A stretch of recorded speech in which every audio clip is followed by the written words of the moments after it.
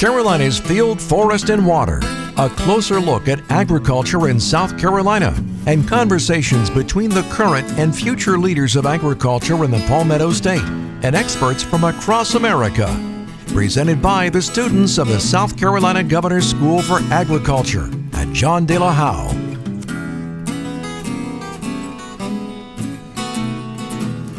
Good afternoon, everybody. This is Blake Arias, and today we are here with our newest edition of Carolina Field, Forest, and Water. Today we're going to be talking about our Ireland trip. Again, I'm Blake Arias, and here we got... I'm Annabelle. I'm Greg Gardner. I'm Allie Taylor. JC Chandler. Lyle Fulmer. Asa Simmons. Matthew McAllis. All right, so a little background about how our trip happened. This is our very first international trip that the South Carolina Governor's School for Agriculture will be hosting. We began applications in August. Every single one of us earned a scholarship here. Today, I think we're going to chat about what we're looking forward to. Many of us have never left the country. So let me ask y'all, who here has left the country before? Y'all, where have y'all gone? Okay. Like the beach down in the Bahamas. Okay. Yeah, I've been as far south as Brazil. Oh, wow. What about you, Annabelle? Oh, wow. All right. And for y'all who have never been outside the country, what are we thinking? How are we feeling? Scared of getting lost a little bit. All right. A flight that's been like an hour or two, so that's going to be an adjustment. Oh, flying. Okay, yes. I'm just nervous about the people. It's about the people. Yeah, I mean, so I've been to Costa Rica, and there, I mean, they speak a whole other language, and I got family there, so that's nice. But I mean, just traveling to a whole other country, it is an adjustment, but I think, and y'all can pitch in as well, it allows one to open their eyes up, meet different people, meet a whole new, different way of life and culture. So have y'all heard of before going on this trip, were y'all ever thinking about going to Ireland? Like, what have y'all heard of Ireland before? I'm excited about the sheep. The sheep? Okay. Yeah, I hear there's several sheep there. So is there any particular breed or something? I just like sheep.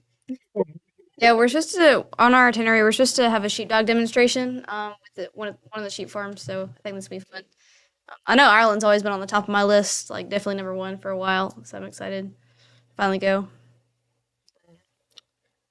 Yeah, well, it hasn't exactly been on my bucket list to go to Ireland, but it has been on my bucket list to, go out and travel places. And I've actually got a few distant, long generation relatives that are in Ireland. So I'm a little excited to go see kind of their way of life and how things work over there.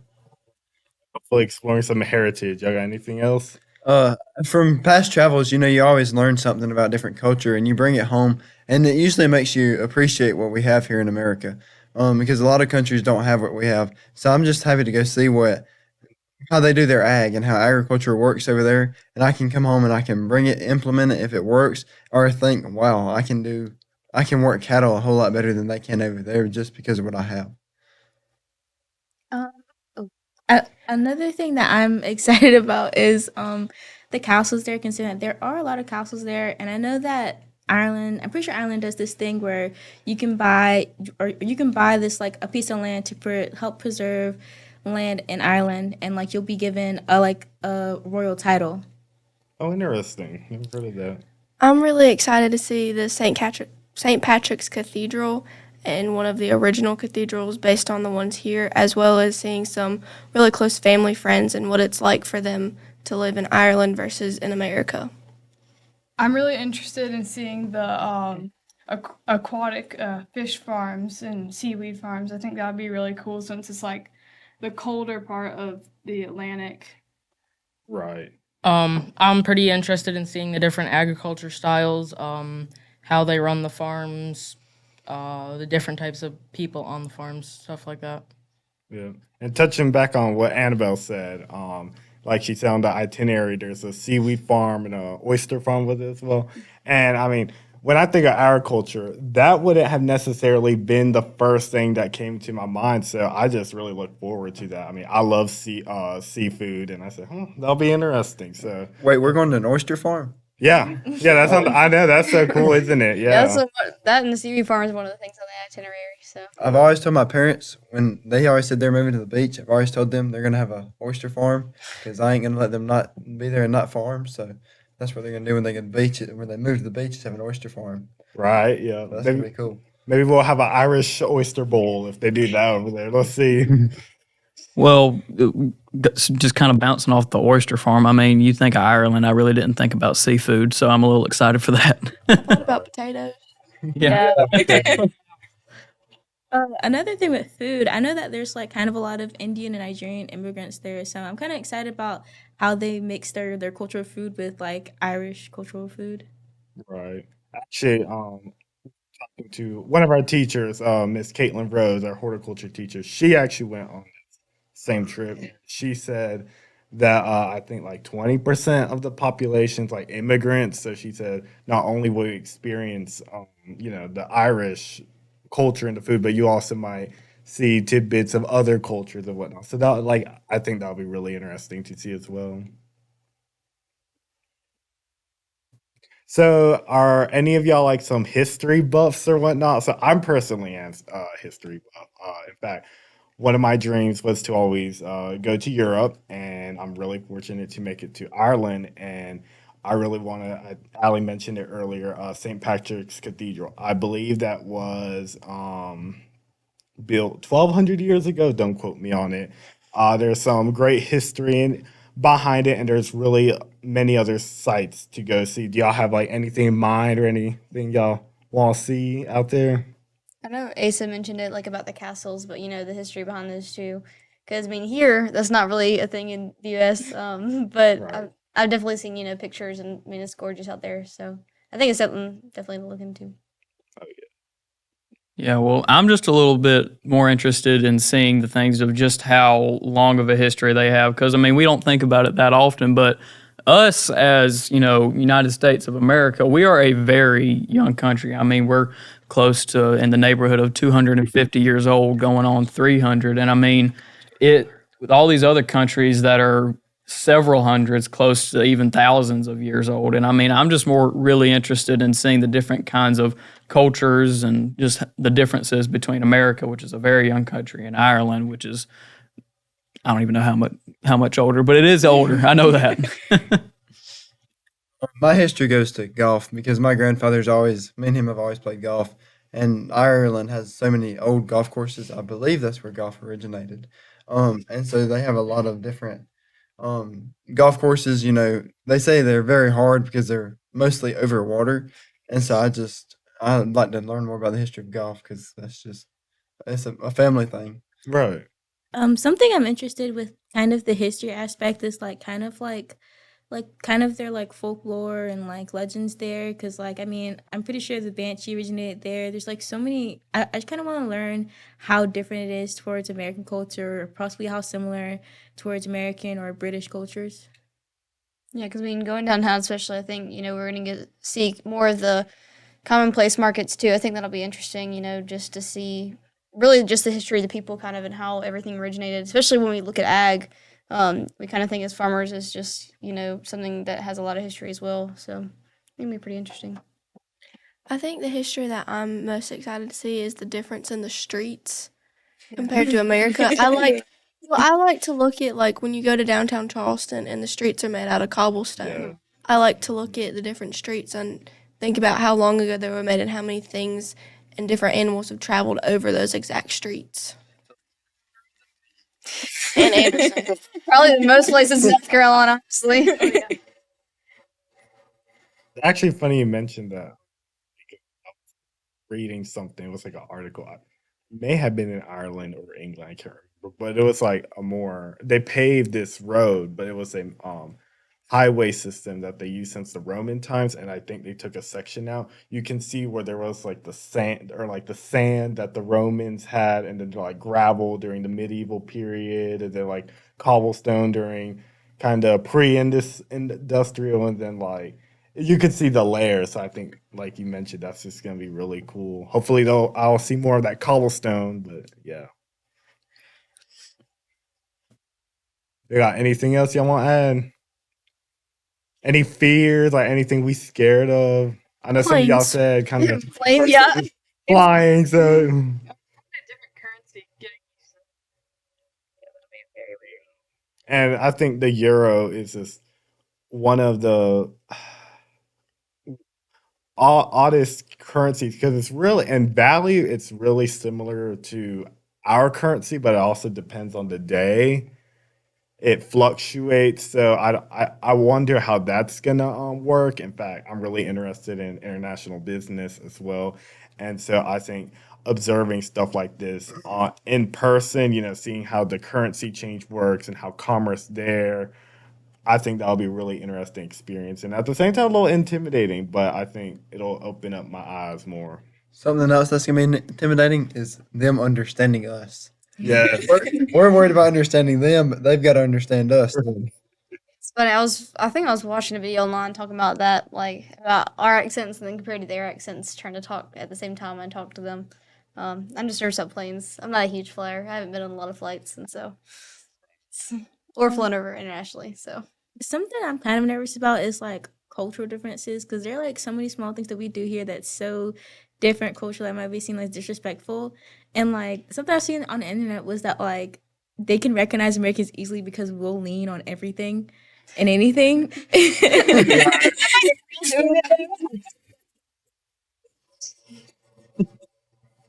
seen a lot of that, like not even just Ireland, but other countries, how Americans are Yeah. spotted out easily because of things we do.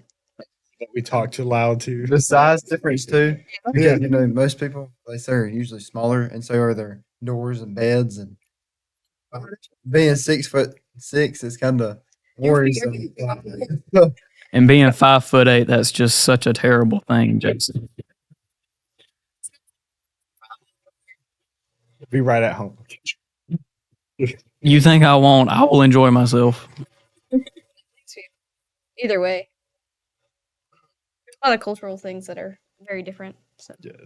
very fun. I think a cool thing to mention though too is like that we all did get scholarships to go on the trip, which I think is a huge thing, especially for this being the first time that the school's done a full international travel. With 11 students going and every single one of them getting a scholarship, either partial or almost full scholarship, is I think amazing. So And we are really grateful to our donors who were able to make it happen without y'all. All of us are. yeah. Right. I know, especially me. Like I was planning, I wasn't gonna be able to go on the trip, and then I was able to receive one of the later scholarships by a donor, one of the last ones with Annabelle, and so that allowed me to go on the trip. So Since this is a agricultural trip in Ireland, what do y'all know about agriculture in Ireland? Like, what's y'all idea of, and how do you think it'll compare to here? Well, some of the things I know from some friends over there is they're really big into the sports turf and they like to grow sod for the sports fields as well as having quarries where you just specifically are getting new ground to bring to other places where they don't have the correct nutrients for other areas. I also heard that they use hedges there, I believe, rather than fencing. And I know fencing here can be not cheap, so I wonder maybe that could be an alternative. I don't know. And so I'm curious how they kind of do that there. especially like how big weather plays into ag, and the weather's a lot different there. A lot of times we get a lot of dry spells. It's extremely hot, and there a lot more moisture, a lot more rain. So that'll definitely, I think, plays a part of it. And I don't think they're as big in beef cattle as we are, but sure. I'll kind of bounce off of that. I mean, I think most of us know here just how prominent cows are. I mean, there's all kinds of farms across America that are really prominent, either beef cattle or dairy cattle. And I mean, I'm just curious, different kinds of whether or not cows are as prominent or that prominent at all. And I mean, I'm just kind of interested in seeing, we think of cowboys. I mean, it could be sheep boys. I don't know. They got all the shepherds out there running around. Yeah, running around on horses. I think that'd be pretty interesting to see. So, Like you said, Blake, I could be wrong, but I want to say that the hedges thing started back when they did fox hunting, because hedges are a lot easier to jump over than a fence. Because if a horse were to fall on a hedge, it'll kind of just fall around him, whereas a fence could get impaled, could get hurt, could break bones. I could be wrong. Allie's father was born in England, so she's a little bit more knowledgeable about that side of the pond. Crossing over. Yeah. And like we mentioned earlier about the sheep, I know I'm bigger into small ruminants than I am cattle. So I'm kind of interested to see how, there's sheep and goats can be very particular. And so I'm very curious to see how they do it, with rotational grazing and just how they manage those compared to us, because goats and sheep are not the smartest of livestock species. So, Well, I bet they probably think that about you too, Gray. so they do. I probably think that about a lot of Americans, actually. Like we heard earlier, it will all depend on the soil. Around here, we have mostly red clay, and in the low country, kind of sandy soil. Over there, it depends on what their soil looks like. That helps what they grow. That helps how the animals grow, and just the different nutrients. It can also the nutrients in the ground can affect a cow's hair. So I mean, whatever their soil grows, or whatever their soil is, and their nutrients in it will determine their agriculture. Something I'm kind of wondering is that like a lot of kids here show animals. I know Gray has shown goats. I wonder how like if they show animals, like if they show them differently, do they look for different qualities? Should the animal look different? So it's just like I wonder if that's different in a sense of like do they even show animals, and if it is, what are the qualifications for that?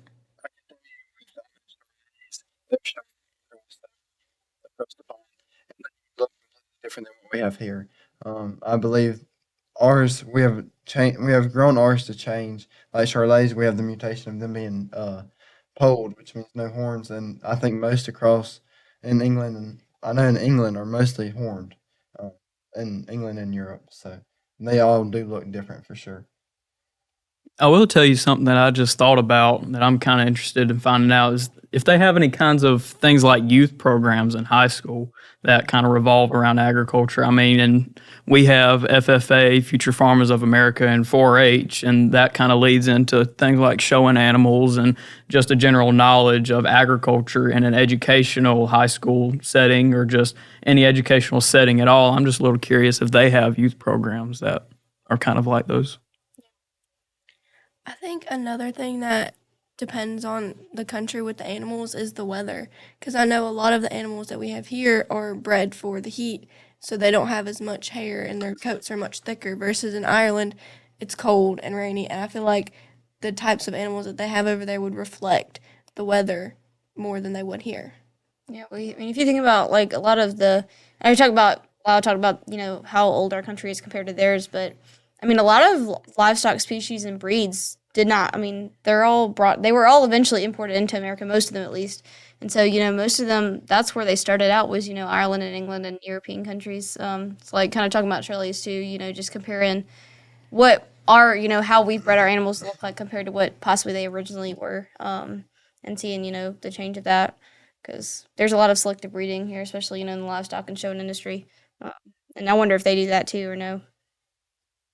Well, so as y'all know, this trip isn't just a mere vacation, but an educational agricultural trip. And so, thinking about what we're going to experience, I believe that this trip will affect me personally as somebody who wants to major in horticulture and agribusiness. I want to kind of learn about how things are done there, how agribusiness is ran and how it differs from here and the local flora. So I hope this will help me enrich my agricultural career looking forward. What about y'all?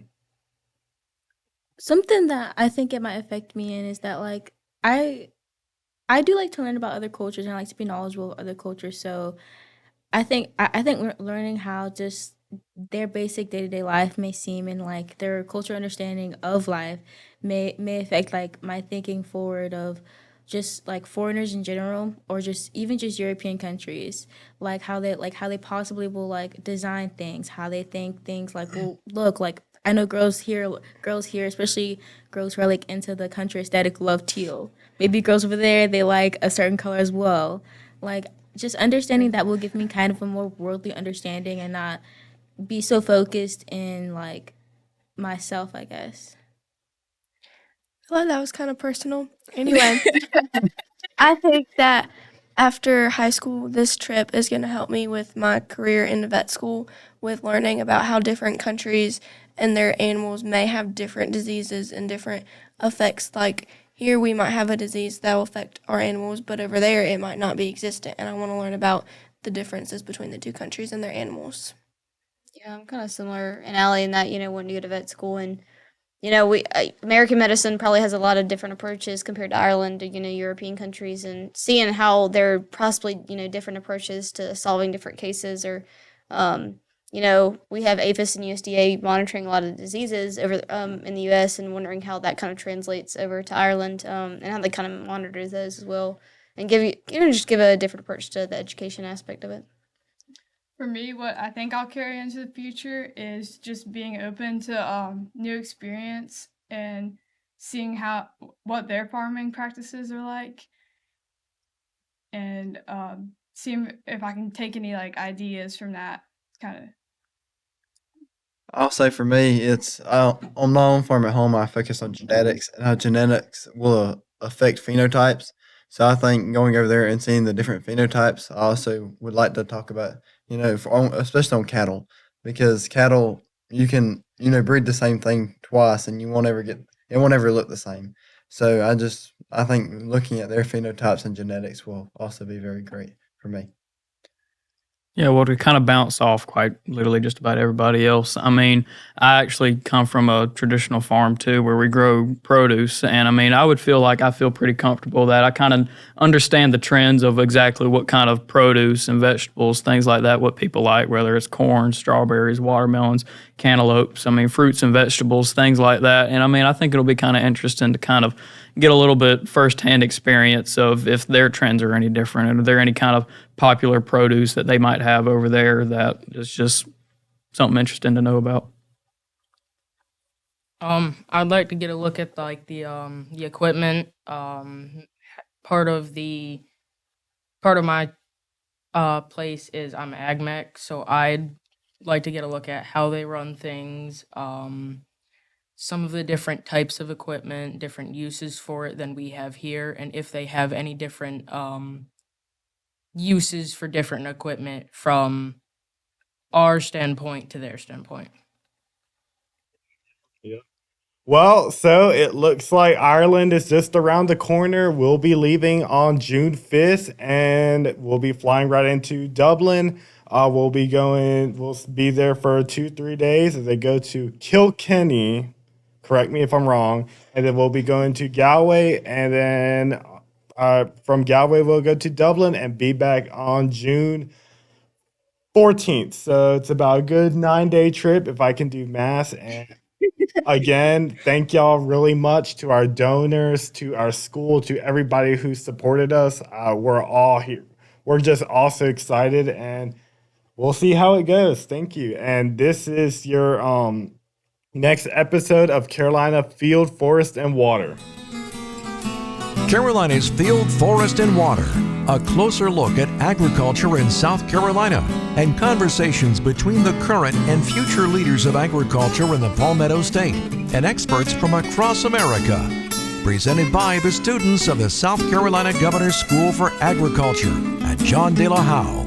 For more information on the South Carolina Governor's School for Agriculture, visit our website at delahowe.sc.gov.